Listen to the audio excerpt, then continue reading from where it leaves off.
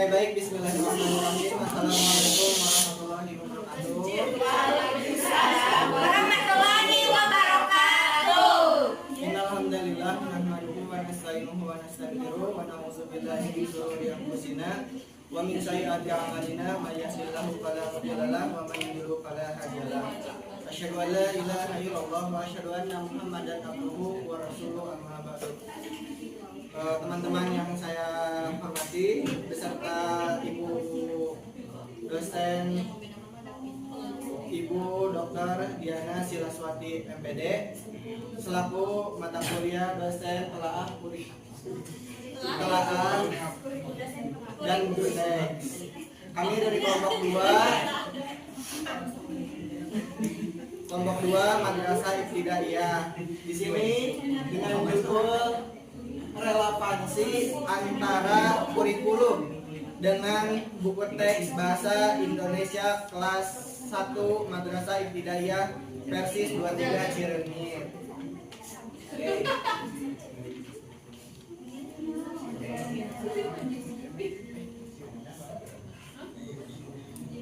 Oke, sebelumnya izin memperkenalkan diri. Nama saya Ahsan Hasbiallah Sidik dan rekan-rekan saya. Nama saya Trimurni. Nama saya Putri Indriana Farina. Saya Ismawati. Nama saya Salsabila Nurbiah Indonesia.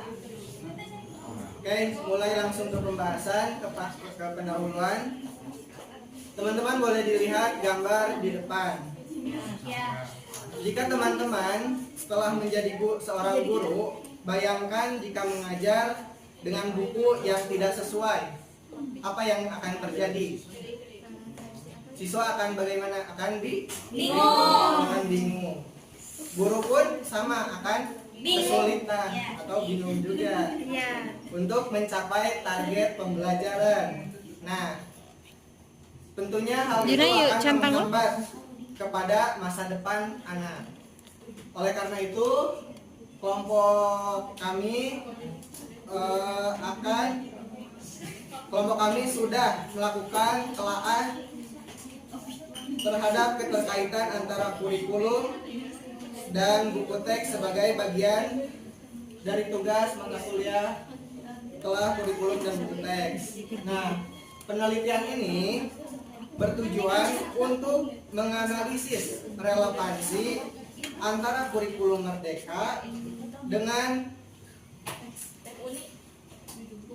buku teks bahasa Indonesia kelas 1 yang digunakan di Madrasah Ibtidaiyah Persis 23 Cirenyi.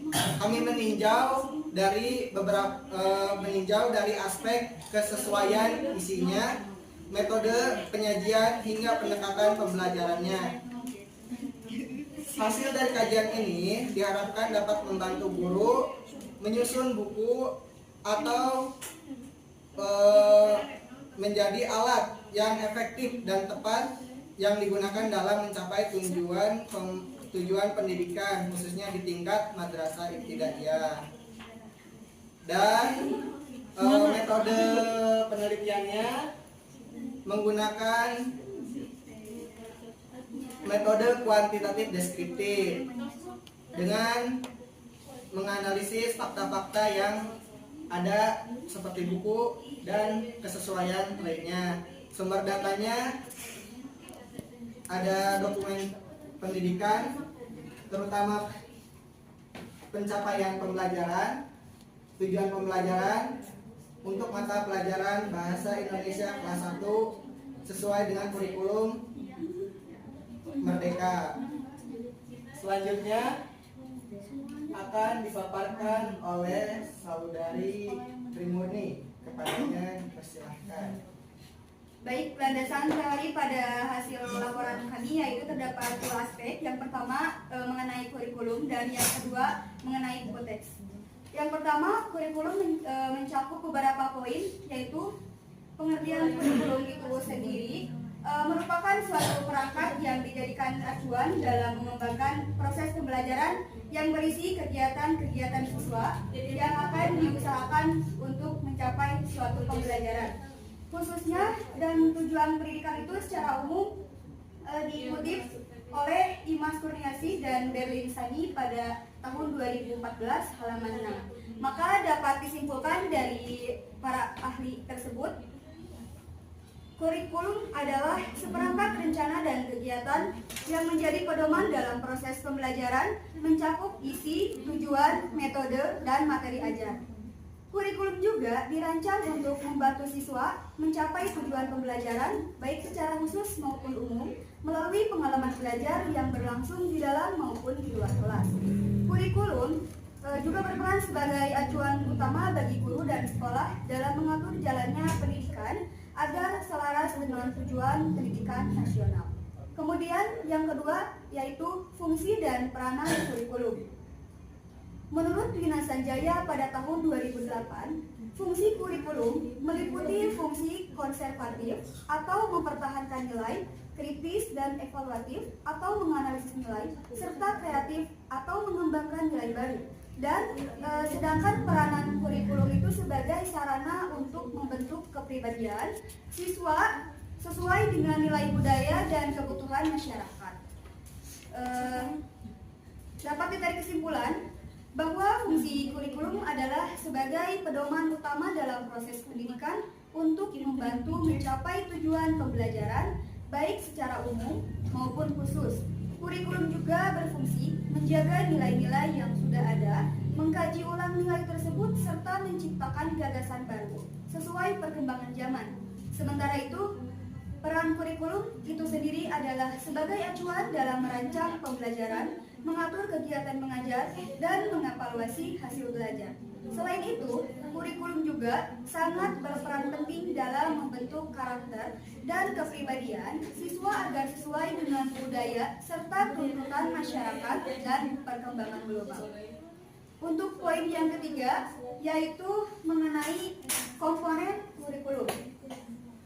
Menurut Nana Sayobing Sukmadinata, pada tahun 2005, komponen kurikulum itu mencakup ada beberapa tahapan, yaitu yang pertama ada tujuan pendidikan, yang kedua ada isi atau materi pelajaran, yang ketiga proses atau strategi pembelajaran, dan yang keempat itu ada evaluasi atau penilaian hasil kerja. Maka dari itu, komponen kurikulum adalah bagian-bagian penting yang membentuk struktur kurikulum secara keseluruhan. Umumnya, para ahli itu sepakat bahwa komponen utama kurikulum meliputi yang pertama, tujuan pembelajaran, kemudian ada isi atau materi pembelajaran, yang ketiga, proses atau strategi pembelajaran, yang keempat, evaluasi atau penilaian hasil belajar. Beberapa ahli menambahkan komponen seperti sumber belajar dan kegiatan pembelajaran sebagai pelengkap untuk mendukung pelaksanaan kurikulum secara efektif. Untuk poin yang terakhir yaitu kurikulum merdeka. Menurut Profesor Dr. Nunuk Suryani, MPD, pada tahun 2022, kurikulum merdeka adalah kurikulum yang berpusat pada peserta didik yang mendorong kemerdekaan belajar dan menekankan pengembangan kompetensi seperti pengetahuan, keterampilan, dan sikap. Maka dari itu, kurikulum merdeka adalah model kurikulum yang menekankan kemerdekaan dan fleksibilitas, di mana sekolah dan peserta didik memiliki ruang yang sangat luas mengembangkan kurikulum yang relevan dan kontekstual, sesuai dengan kondisi lokal dan potensi individu. Fokusnya bukan hanya pencapaian akademik saja, akan tetap juga pengembangan kompetensi lengkap, yaitu seperti kognitif, afektif, psikomotorik, pembentukan karakter, kreativitas, dan kemampuan menghadapi masalah nyata, terutama melalui pendekatan berbasis proyek dan teknologi.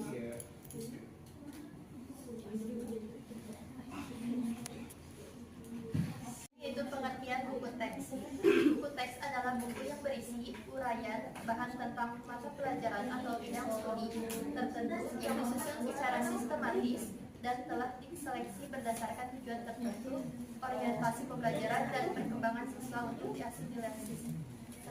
diasimilasikannya. Itu yang selanjutnya ciri-ciri buku teks. Menurut Skorling dan Batchelor dalam Musli tahun 2010 halaman 54 ada 4 ciri buku teks yang baik, yaitu yang pertama direkomendasikan oleh guru-guru yang berpengalaman sebagai buku teks yang baik. Yang kedua, bahan ajar sesuai dengan tujuan pendidikan, kebutuhan siswa, dan kebutuhan masyarakat. Yang ketiga, cukup banyak memuat teks bacaan bahan drill dan latihan atau tugas. Yang keempat, memuat ilustrasi yang membantu siswa belajar. Yang selanjutnya yaitu fungsi buku teks.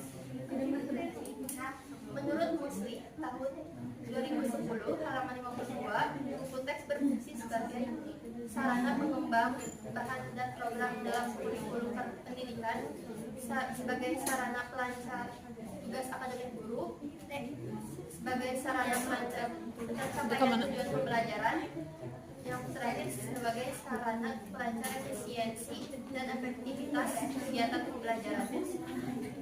Selanjutnya, jenis-jenis buku teks. Jenis-jenis buku teks.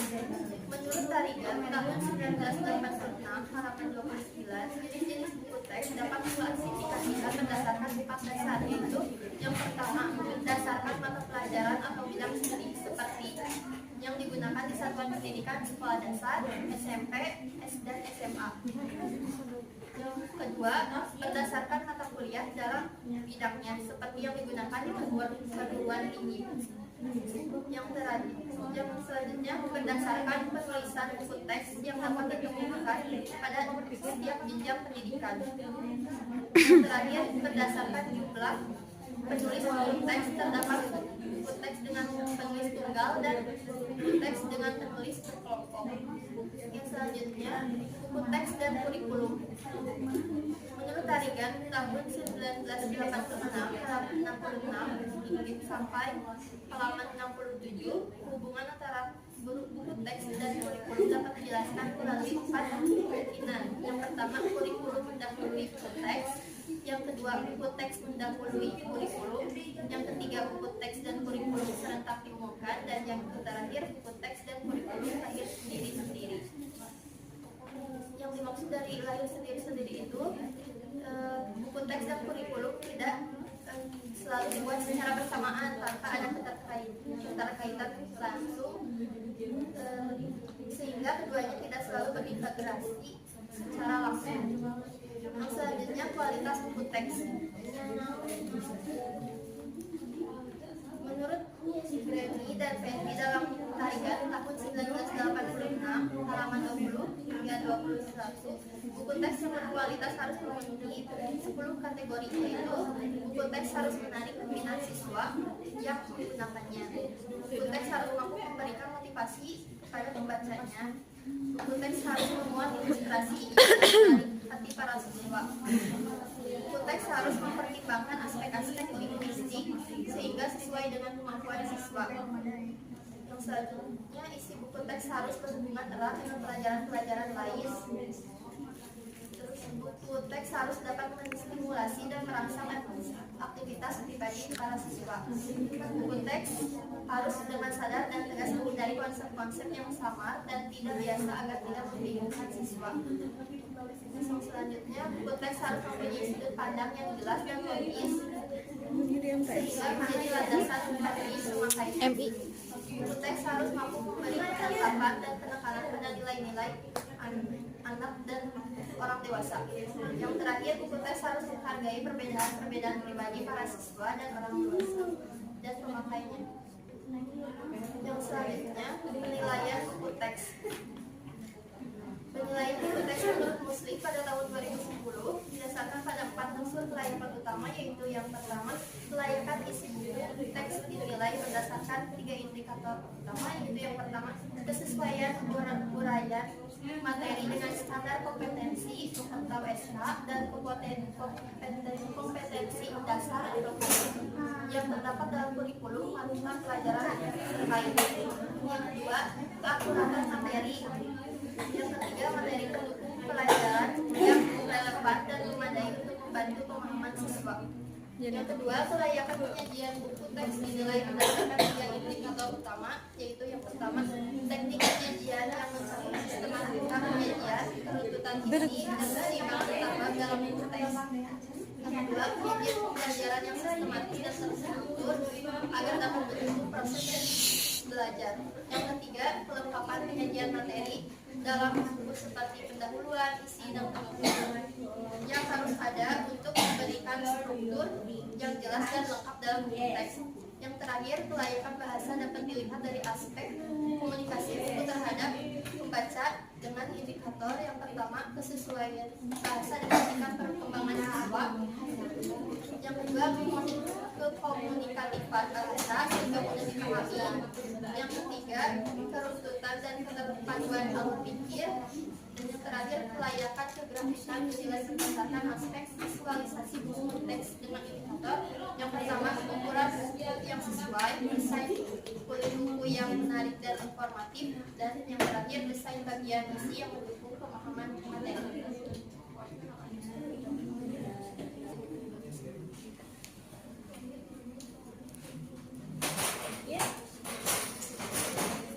Yang selanjutnya mengenai pembahasan, ini kami melakukan pemaaf mengenai kurikulum MI Persis 23 Cirebon. Yang pertama yaitu mengenai kurikulum MI Persis 23 Cirebon.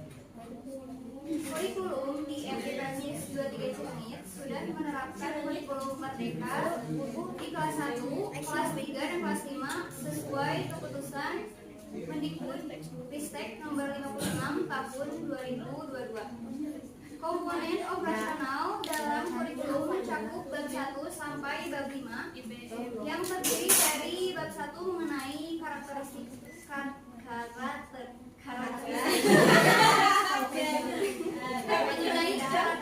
madrasah, kemudian landasan filosofis.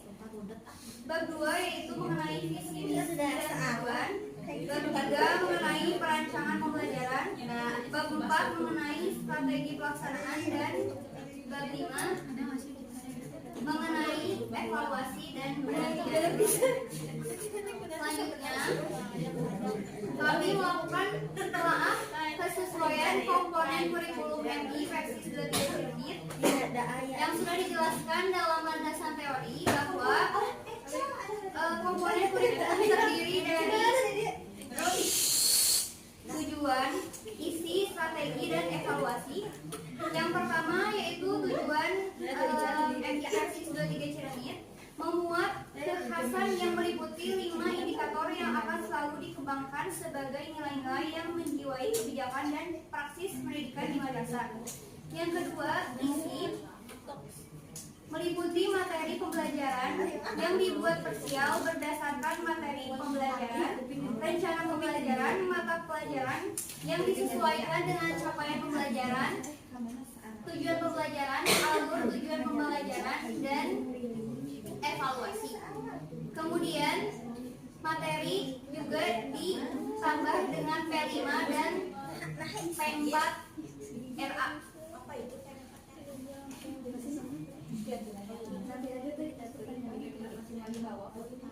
Kemudian yang ketiga ada strategi. Strategi dalam kurikulum MI Persis 23 Cirebon terlihat dari pemilihan kelompok mata pelajaran yang disesuaikan dengan standar nasional pendidikan dan juga standar dari kekhasan sekolah. Nah, dalam pembelajarannya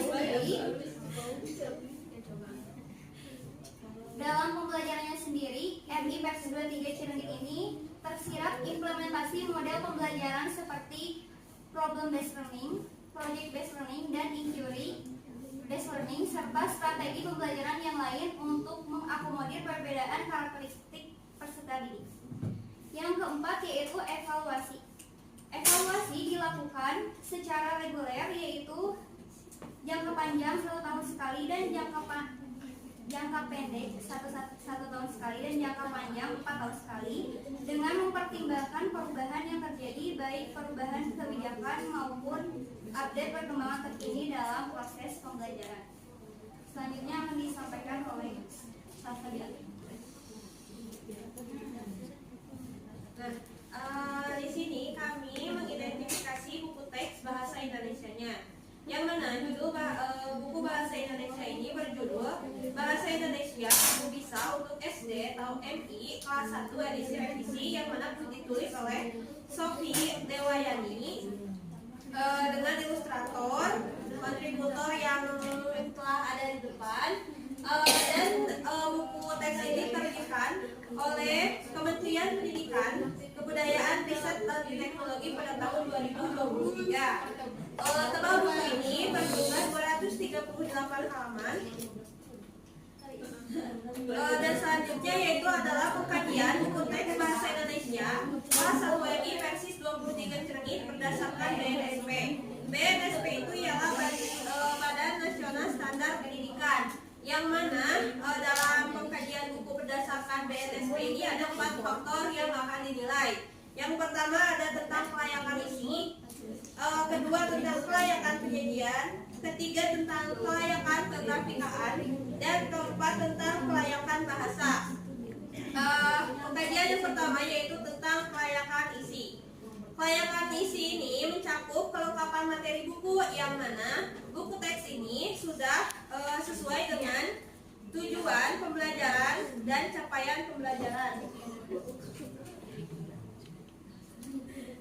Selanjutnya yaitu poin kedua dari kelayakan isi, yaitu ada keakuratan materi, yang mana keakuratan materi ini entah itu materi pembahasan, materi kasus, dan penggunaan materinya itu mudah dipahami oleh siswa kelas 1, yang mana setiap bab itu, setiap sampul bab itu dapat merepresentasikan tentang apa yang akan dibahas dalam bab tersebut, seperti itu.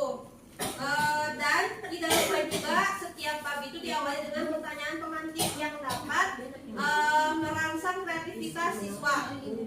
Selanjutnya ada ilustrasi yang baik sehingga menarik perhatian siswa dengan gambar-gambar yang warnanya cerah, mudah dipahami dan lain-lain. Terus sumber yang dijadikan acuan sangat relevan dan akurat. Sumber di sini ialah sumber yang menjadi pembuatan buku teks ini, yang mana sumber dari pembuatan buku teks ini semuanya dari buku yang dapat kredibilitasnya itu dapat dipertanggungjawabkan, seperti itu. Nah, dalam kelengkapan materi ini, buku teks kelas 1 MI versi 23 Cerengit ini memiliki 8 bab yang dengan penjelasan. Bab 1 membahas tentang bunyi apa, bab 2 membahas tentang ayo bermain, bab 3 membahas awas kuman, bab 4 membahas tentang aku bisa, bab 5 teman baru, bab 6 temanku berbeda, bab 7 aku ingin, dan bab yang terakhir yaitu di sekitar rumah.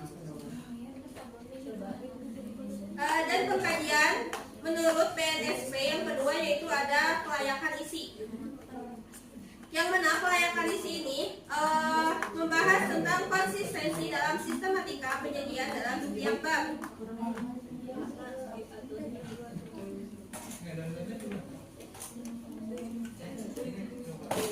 Yang mana dalam konsistensi kelayakan setiap bab ini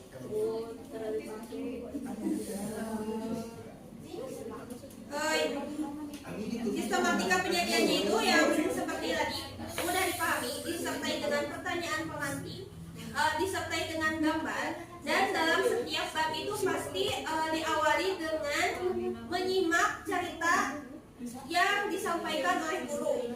Dan yang kedua yaitu ada keruntutan konsep, yang mana setiap bab sama itu selalu diawali dengan menyimak, selanjutnya ada menulis, membaca, dan berbicara, yang diakhiri dengan jurnal membaca dan refleksi bagi siswa. Nah, selanjutnya yaitu ada kelayakan kegrafikaan. Kelayakan kegrafikaan ini dibagi menjadi 3, yaitu ada ukuran buku. Ukuran buku teks bahasa Indonesia kelas 1 versi 23 Cerengit ini memiliki ukuran 29,7 cm dengan tebal 238 halaman. Untuk desain, tipografi, dan ilustrasi sampul buku, di sini memakai warna yang baik, tetapi tidak mencolok dan dapat dengan mudah dipahami oleh siswa ketika pembelajaran. Dan untuk tipografinya itu tidak terlalu banyak menggunakan jenis font tulisan dari buku, sehingga tidak menyulitkan siswa ketika membaca materi yang disampaikan oleh guru. Selanjutnya ada desain, tipografi, dan ilustrasi isi buku. Untuk isi buku ini sendiri, untuk desain, tipografi, dan ilustrasi setelah kami telah dan kami kaji, pembahasannya itu mudah dipahami seperti itu.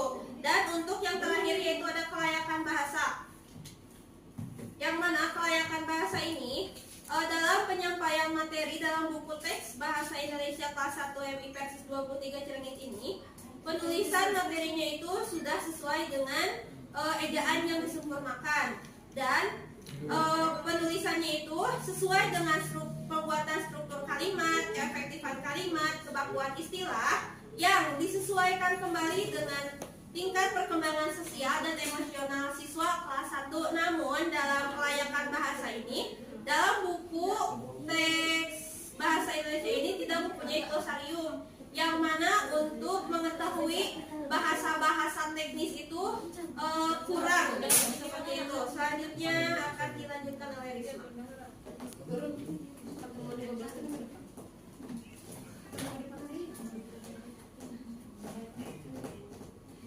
Setelah melakukan telaah kurikulum dan teks, relevansi dan penilaian buku teks berdasarkan BNSB. Relevansi antara kurikulum Merdeka dan buku teks dapat disimpulkan. Yang pertama yaitu dalam buku teks Bahasa Indonesia yang digunakan pada MI Persis 23 Cilenyi yang diterbitkan oleh Kementerian Pendidikan Kebudayaan Riset dan Teknologi, materi pada buku teks tersebut sudah relevan dengan kurikulum yang sudah memenuhi komponen kesesuaian dengan capaian pembelajaran pada fase A. Alasannya karena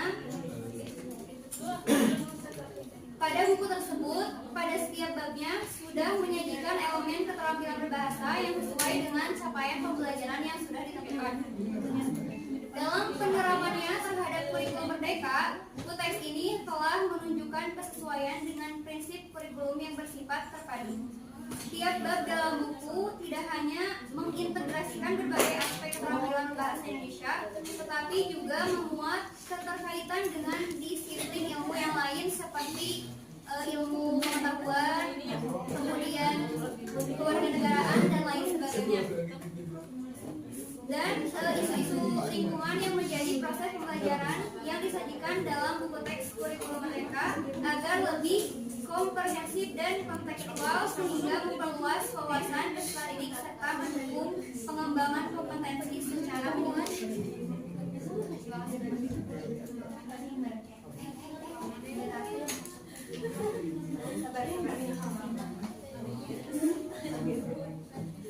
Oke, teman-teman, setelah mendengarkan hasil pemaparan, selanjutnya kita pada sesi diskusi atau sesi tanya jawab.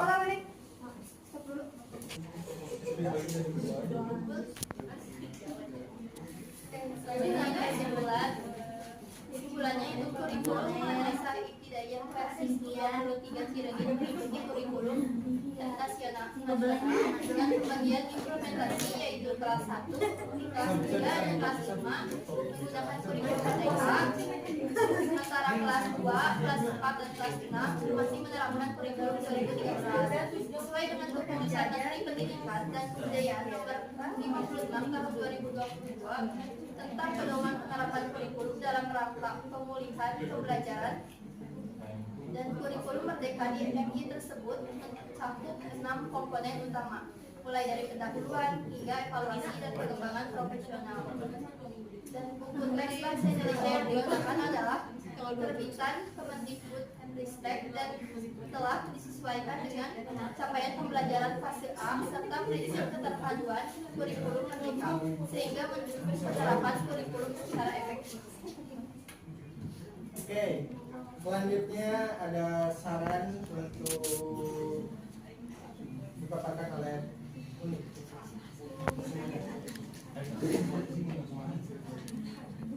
Untuk saran dari laporan yang telah kami paparkan, guru diharapkan menggunakan buku teks bahasa Indonesia kelas 1 secara fleksibel dan kontekstual. Selain itu, dengan menyesuaikan metode pembelajaran agar lebih menarik lagi bagi siswa, misalnya melalui media visual dan permainan bahasa.